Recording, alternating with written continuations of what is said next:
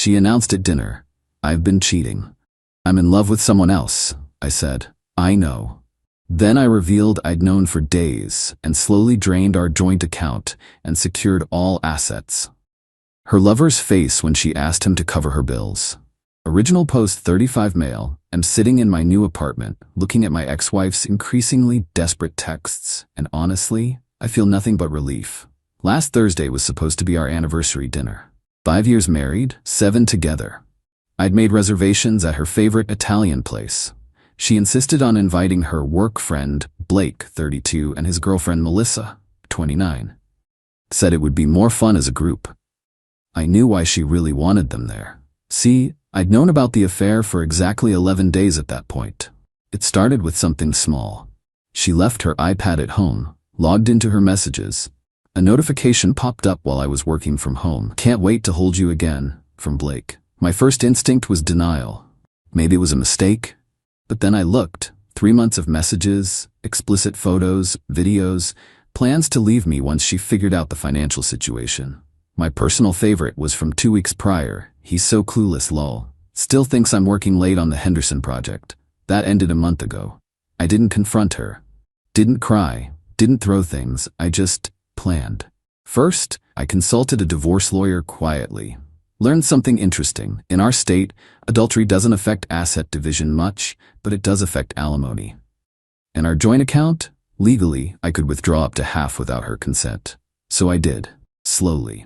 $500 here, $1,000 there.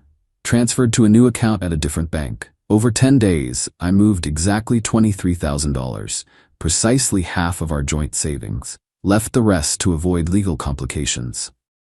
I also canceled my portion of our streaming services, all in my name. Changed my direct deposit to my new account.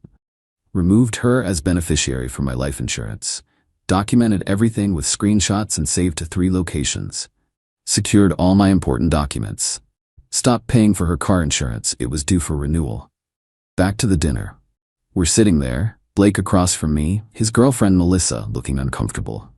My wife Andrea, 33, is practically glowing, keeps touching Blake's arm, accidentally. Halfway through the appetizers, she puts down her fork. "I have something to tell you." Here it comes. "I've been having an affair. I'm in love with someone else. I want a divorce." The table went silent. Melissa's eyes went wide, staring at Blake. He turned pale. I took a sip of wine. "I know." Andrea blinked. "You, what?" "I've known for 11 days, since you left your iPad open to Blake's messages about how clueless I am." Blake started to speak. I held up my hand. "I've already seen the photos, the videos, the messages about your financial plan. By the way, Blake, does Melissa know you've been sleeping with Andrea for 3 months?" Melissa's gasp was Oscar-worthy. "What?" Blake stammered. "Mel, baby, it's not." "I have screenshots," I told Melissa. "Would you like me to airdrop them to you?" She stood up so fast her chair fell over. Wine went everywhere. 3 months? While we were planning our wedding? "Wedding?" Andrea's voice cracked. "You're engaged?" The look on Andrea's face. The absolute shock. The betrayal. Oh, the irony. Melissa threw her drink in Blake's face and stormed out. Blake ran after her, leaving Andrea and me alone. "You knew?" she whispered. "Every detail, including the part where you were waiting for your annual bonus next month to leave me. Sorry about that, by the way. You might need it now." "What do you mean?" "Well, I withdrew my half of our savings, canceled your car insurance, it expired yesterday, changed my direct deposit. Oh, and I already filed for divorce. You'll be served tomorrow. You can't just—" "I can. I did. Everything legally. My lawyer made sure of it." She started crying. "Where am I supposed to go? I assume Blake's place? Oh wait, he lives with Melissa." Well, was living with Melissa. "This is cruel. Cruel as cheating for 3 months while planning to blindside me after you got your bonus. I just returned the favor with better timing." Update 1. It's been a week since the dinner disaster, and the entitlement has reached astronomical levels. First, Andrea tried to access our joint account to discover I'd left exactly half, $23,000. She called me screaming that I'd stolen from her. That was our money. Right, and I took my half. The other half is yours. I need that money. Blake and I were going to get an apartment. Blake's broke, isn't he? Silence. Turns out Blake's successful marketing career was actually him living off Melissa's income while he built his brand as an influencer. 15K followers and no sponsors. Melissa owned their condo. Day 3 after dinner, Andrea showed up at my office with her mother, Gloria. Gloria marched up to my desk. "You're gonna fix this right now." "Fix what?" "This ridiculous divorce. My daughter made a mistake." "A 3-month mistake?" She's sorry she got caught." Andrea was fake crying in the background. "I just need some money to get by until what? Blake takes care of you? He's homeless. Melissa kicked him out and his mom won't take him back because he already owes her 12 grand. How did I know this? Melissa reached out to me. We had coffee. She was grateful for the heads up and shared everything. Blake had been mooching off her for 2 years, cheated twice before, and had convinced her to put him on her condo deed last month. She was fighting to get him removed. Gloria tried a different approach. "What about the house? Andrea deserves half. It's a rental, in my name only. She moved in with me, remember?" They tried another tactic. Andrea posted on social media about how I was financially abusing her and abandoned her without warning. Made herself the victim. I responded with one comment. "Interesting perspective from someone who cheated for 3 months while planning to leave after securing their annual bonus." Her friends started asking questions. The narrative crumbled when Melissa commented, "Maybe mention you were sleeping with my fiancé while we planned our wedding?" Andrea deleted the post. But the best part? Blake tried to salvage things with Melissa, threw Andrea completely under the bus. Sent Melissa messages saying Andrea seduced him, that she was obsessed with him, that he was trying to let her down easy. Melissa forwarded everything to me, and I forwarded it to Andrea. The rage texts were glorious. "How could you share private messages? Blake loves me, he said so. You're ruining my life. I demand alimony." My lawyer laughed at the alimony demand. Adultery is her full-time job, making 75K equals no alimony in our state. Then came the extinction burst. Wait, wrong term. Let's call it the desperation explosion. Andrea convinced her dad, Robert, to call me. Robert's a good guy, but completely under Gloria's thumb. "Son, can't we work this out? Andrea's staying with us, and Gloria is difficult when upset. Robert, she cheated for months. I know, but with an engaged man. Yes, but while planning to leave me after her bonus.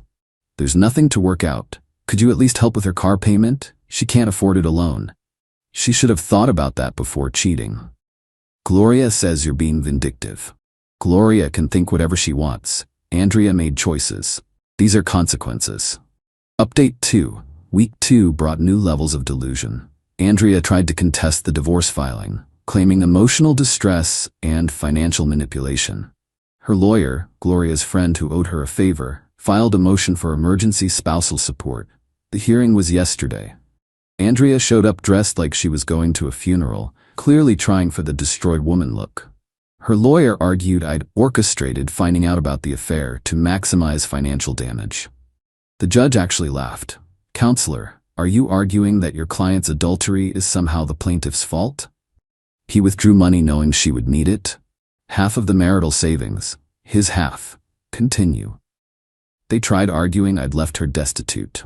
My lawyer presented her employment records. $75 salary, consistent employment for 4 years. Your Honor, she makes more than the median income. She's hardly destitute.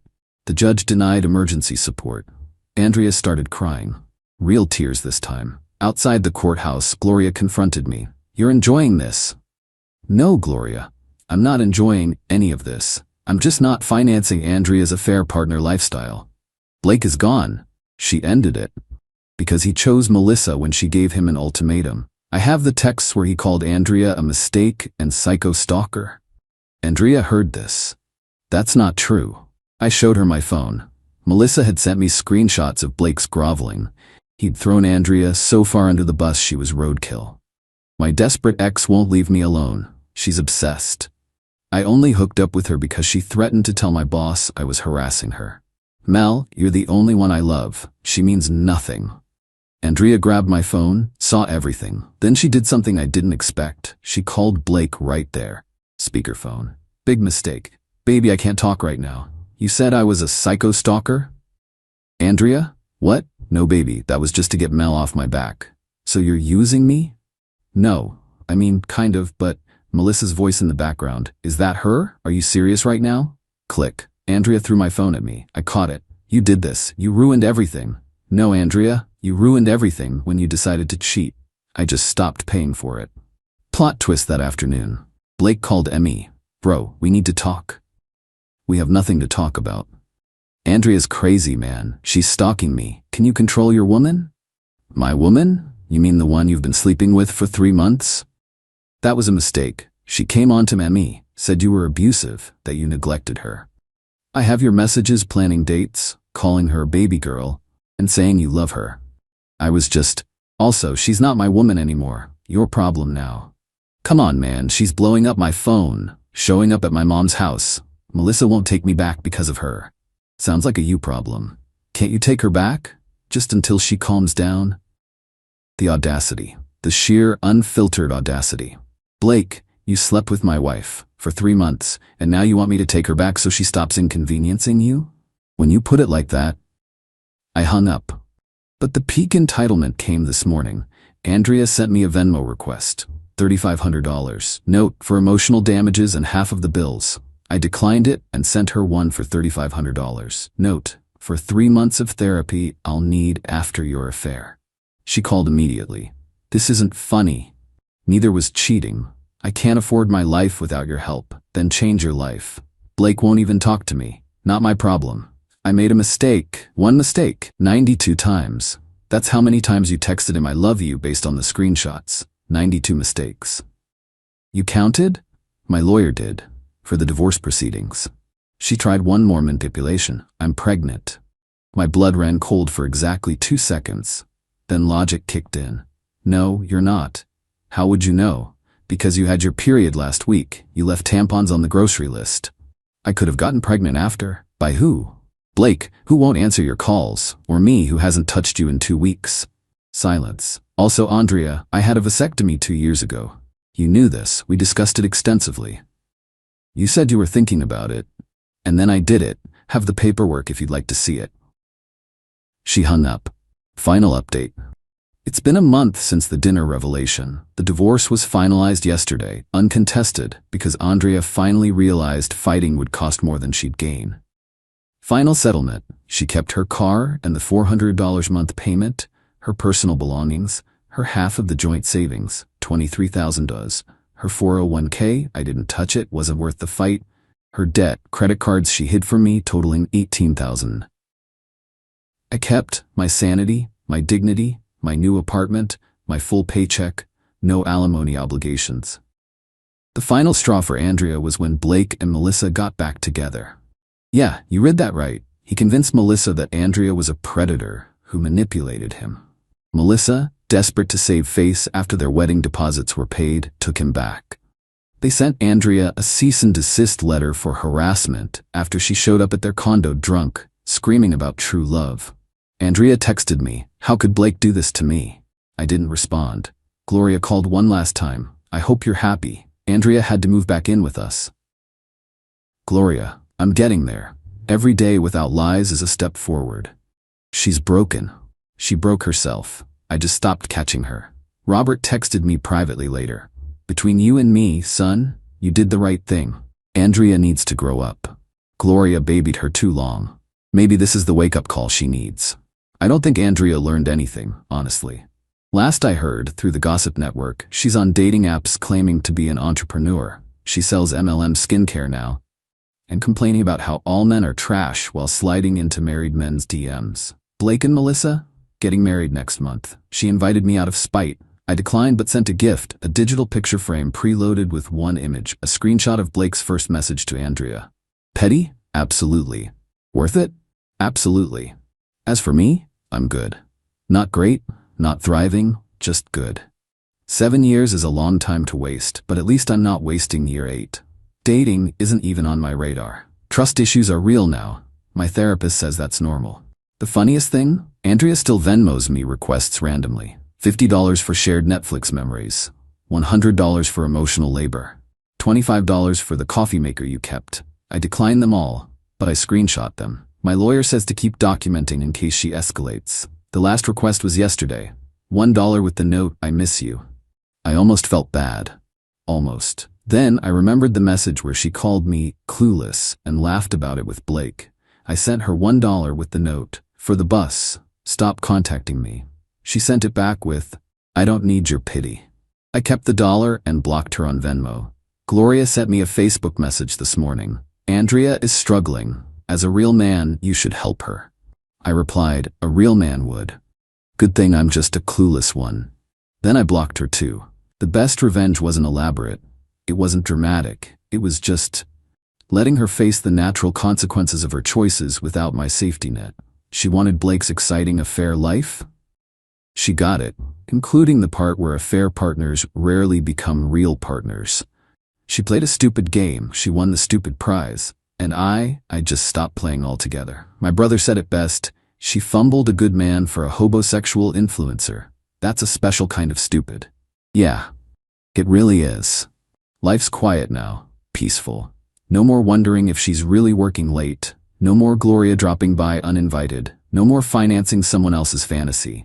Just me, my apartment, and the knowledge that somewhere out there, Andrea is trying to sell overpriced skincare, while Blake takes couple selfies with Melissa, both of them pretending they didn't blow up multiple relationships for a 3-month mistake. The universe has a sense of humor. I'm just glad I'm not the punchline anymore. To everyone asking, no, I don't regret being harsh. When someone shows you who they really are, someone who can smile at you over breakfast while texting their affair partner about how stupid you are, believe them, and then protect yourself accordingly. To the people saying, I should have tried counseling. Counseling is for problems, not for someone actively planning their exit while using you as a financial bridge. That's just exploitation. And yes, I'm in therapy, not because of trauma or trust issues, but because after 7 years of being gaslit about being too suspicious when I was actually right, I need to recalibrate my normal meter. Turns out, it was working fine all along.